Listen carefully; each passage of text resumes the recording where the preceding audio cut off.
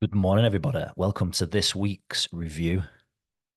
So, twofold this week, a little experiment. I'm actually going to record the video as well of me doing the review for those who literally haven't got anything better to do than to watch me talk on YouTube.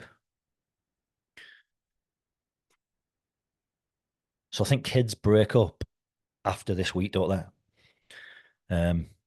So, we're expecting probably some of the classes to be a lot quieter while everyone starts to go on their summer holidays. And I can't believe that we're in quarter 3 of this year already. 7 months have passed. We're in the middle of July. By the time we get into August, we'll be deep into the summer months and well into the back end almost of this year.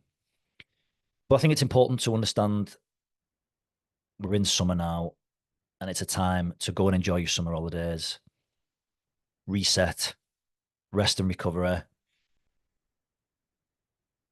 take some time off, enjoy family time. We all have other priorities, and that's a theme that I'm going to come back to again and again within this podcast today. We have other priorities, and sometimes those priorities will take precedent over training jiu-jitsu. But jiu-jitsu will always be the piece of advice I was given back when I first started back in the day, around 2013, 2014. I'd not been training. I'd probably been training about 12 months. And a few bits and bobs were going on at work at the time when I was serving down in Reading. And I came back to the classes where I was training in Basingstoke, and I was telling the coach there at the time that, like, apologies for me irregular attendance. I can't always get down. There's a few bits and bobs going on that's taking priority over jiu-jitsu at the moment. And he turned around. I'll never forget this as well. It's something that's really stuck with me. He turned around and said, jiu-jitsu will always be there. And it's true. And it's been there. It's a consistent and it's been a constant throughout my life, particularly. But summer holidays are upon us. People are going to be going on holiday. I have got an announcement to share with you about what will be happening in August. A lot of the coaches are going to be away in August, so there'll be an announcement regards the kids' classes for that particular week. But I'll get that to you closer to the time. There's been a few people this week who've spoken to me about their kids having lost a little bit of interest in jiu-jitsu, which is cool. It's going to happen. I understand that when kids start training with us, very few of them will continue to train into adulthood. But we can still, in the short time that we're with them, instill them with good habits, good values, and obviously the skill of being able to defend themselves. But what's crazy is I was writing the review out this morning, just making some notes ready to record. And this is one of the points that I brought up regards an interview that I did, podcast that I did with Tom Blackledge. You can find it on this feed if you scroll back a little bit. I think it was probably in April, maybe February, March, April, around that time. And it was about kids wanting to quit jiu-jitsu. And Tom Blackledge, literally, when I was writing this review, he tagged me into a post on Instagram where he's chopped up our interview with this segment all around getting your kids, if they really want to stop, and obviously you can't force them to do something they don't want to do, but if they really want to stop, getting them to stop after they've had a good class. So you speak to your child, you say, I'm not letting you quit just yet. Do one more training session. And if you want to quit after the next training session, then that's fine. But you'll replace it with something else. You won't sit on your ass all day or for the duration of that class at home playing on Nintendo. You'll replace it with another activity, which I thought was really good advice. But it's mad the fact that we were both at the same time referring back to that chat. So yeah, I mean, just to clarify that, if your kids are losing interest in jiu-jitsu, obviously it's cool. That's going to happen. But don't just let them quit maybe because they've not attended for a little bit. Get them to do one more class. And if after that class they don't enjoy it, then fair enough. Get them to replace that activity with another activity, whatever that is. Just not sitting there on a screen. Things that have gone well this week. I asked my coach how he deals with the churn rate of a club. Churn is a word that was new to me up until about 6 months ago. Laura deals with churn in her work, people cancelling contracts, people leaving. And it's a natural part of running a club, a business, a gym, whatever you want to call it. Churn rate will happen. Previously, I've struggled to deal with this because I take things personally. When people want to leave or cancel, I think it's something to do with me. And using the concept who, not how, and not how can I deal with this, think about who can help me overcome this obstacle. So I spoke to my coach and asked him how he deals with churn in his well-established business, coaching business. And he gave me some great advice, which over the last month or so has helped me deal with people coming and going in the gym.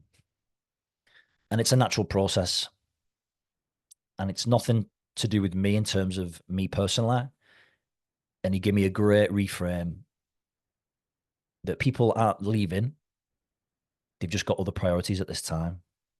That might mean they might come back in the future.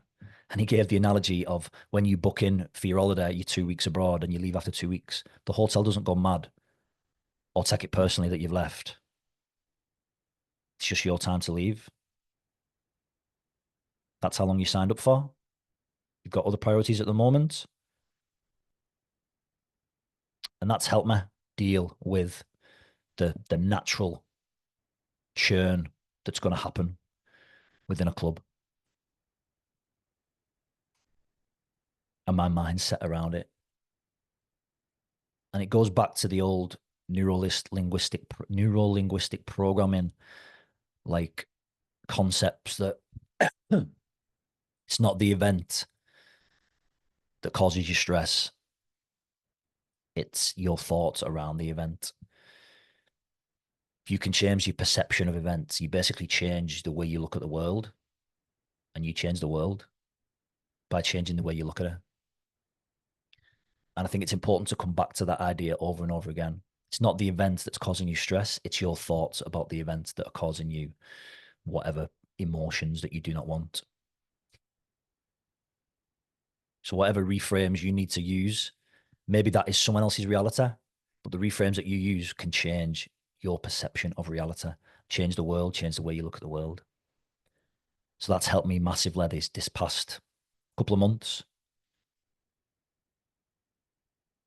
Another thing that went really well was, and it's again testament to our kids' classes and the coaches who help out, but um, one of our grey and white belts showed me a presentation that they had to do at school, and the presentation was all about jiu-jitsu, and they had to stand up in front of the class and speak for 5 minutes on a hobby that they did. And this member, one of our kids, stood up in front of the whole class and spoke about jiu-jitsu, spoke about the history of it. So they've obviously had to go and study and research all the members of the Gracie family and how the lineage got to be a Roger Gracie lineage. And they had to talk about the belt promotions, how you get belts, some of the techniques involved. And it just makes me feel grateful of the impact that we have on the people who attend our classes. So I massively appreciate this person for letting me look over that presentation, and thank you for sharing it with me. Amazing, really good. So opportunities for learning this week. 2 opportunities for learning. So in my email on Wednesday, I put out the IBJJF rule set booklet in the email because I want people to become more familiar with the point system in jiu-jitsu. So the scoring system, points for getting passes, points for takedowns, points for various dominant positions, because we can get lost in the hunting for submissions over positional dominance. Positional dominance leading to submission is the ultimate goal in jiu-jitsu. However, sometimes just jumping on a submission and catching it or not catching it, yeah, it's cool. You get the tap in training or whatever in the competition, it's cool. You win outright. But I really want to start getting people introduced into the scoring system. So when you roll in, obviously I don't want you to be keeping score and telling your partner at the end, yeah, I just beat you 30 points to 2. But at least start totting up the points in your head for when you're getting good positions. Ultimate goal, position, which leads to then to submission. The old adage is position over submission, position before submission, something like that anyway. But yeah, I mean, we can all be too guilty, especially those of us who enjoy nogi as well, is being lazy trying to pass guard and just sitting back and attacking legs, which is part of the game. Yeah, I get that. But part of the game also is getting your points. That's what the competition's based around. The IBJJF competitions, the Empire competitions that you'll attend is around getting the points. Some of you who've competed in the past may have lost because of those points, maybe not being educated correctly on the point system, which I take full responsibility for. But you can also do your own learning. But we're going to start to bring that in now. And I want something I want you to think about when in your own sparring at the end of class. Opportunities for learning for me from a coach's point of view. You may or may not have heard the term constraint-based learning. There's another term for it, which off the top of my head, I can't remember what it is, but it seems to be the popular, seems to be becoming more and more popular. I have attended seminars in the past from coaches who've used this particular way of learning. Gary this week referred to it as just posh positional sparring, which to a certain degree it is, but I don't know enough about it to really make an educated comment on it, which I'm starting to rectify that. I've got a conversation with an old mate of mine who we started jiu-jitsu together. He runs Guildford BJJ, part of Mauricio Gomez legacy lineage.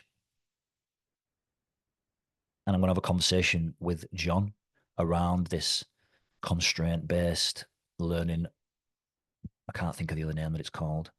But basically, he says that he's not taught a technique for over 2 years. And all his classes are based on little games. And I'm interested in finding out how he's implemented that. Not for or against, just to open my own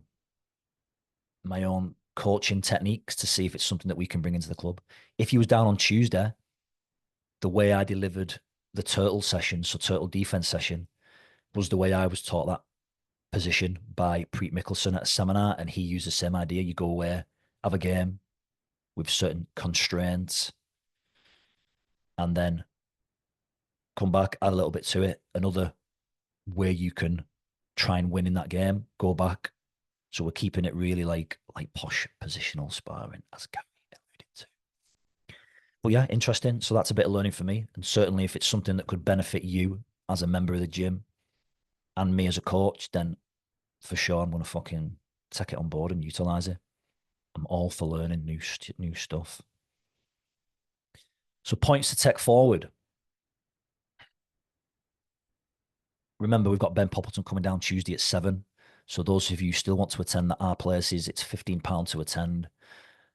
But obviously that'll be a standalone seminar in itself. So once we've done this turtle block, I am really aware and I'm conscious of the fact that people flip between, or some people flip between gi and no gi.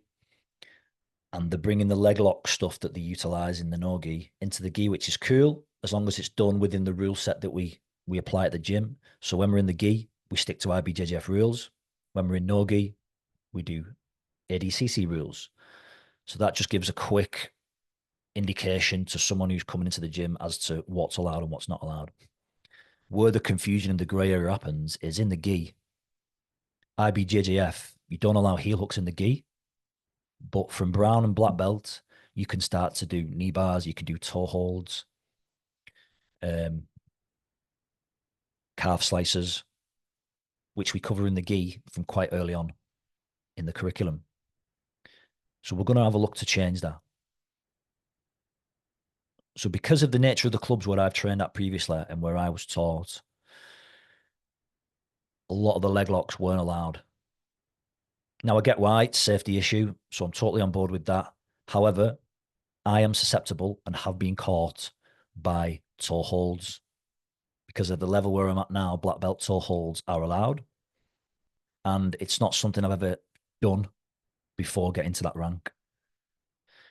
Whereas I'm of the opinion that if you can learn it beforehand, then obviously when you get to that level where it's allowed, then you're aware of the technique, you understand what's coming, why people might go for it, in what situations people might go for it. And then it's just a matter of switching on to whether or not you're allowed to use it in the competition. So as a blue and a purple belt, you would not be allowed in a gi IBJJF rule set or no gi IBJJF rule set to do heel hooks, to do toe holds, to do knee bars. But from a club point of view and training, I think we're going to do a block on leg locks within the gi.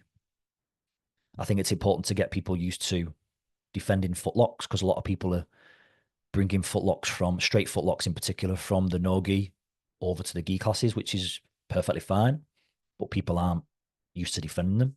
So we'll look at some straight footlock defense, straight footlock attacks. We'll also start to introduce people to knee bars and toe holds, all within a safe training environment. And then after that block, we'll start to bring them into the gym somehow. Maybe not allowed at white belts, so maybe blue belts and above can start to roll with another blue belt and above rank and start to do knee bars and toe holds and stuff. That's not official yet. Let me have a think about how I'm going to introduce it into the gym. But definitely, I think the next block, it'll be something interesting for everybody to go through to get more tuned to defending the straight footlock and implementing some of these more advanced leg lock attacks, particularly in the gi. And I think that's everything I've got for today. So depending on whether you listen to this on Spotify or you just sat and watched me talk shit for 12, 15 minutes on YouTube because you had nothing else better to do, I appreciate you doing so. Thank you. Forever grateful for everyone's support in the gym, helping out with classes, attending classes and training. It's very cool. Thank you very much. See you on the mats.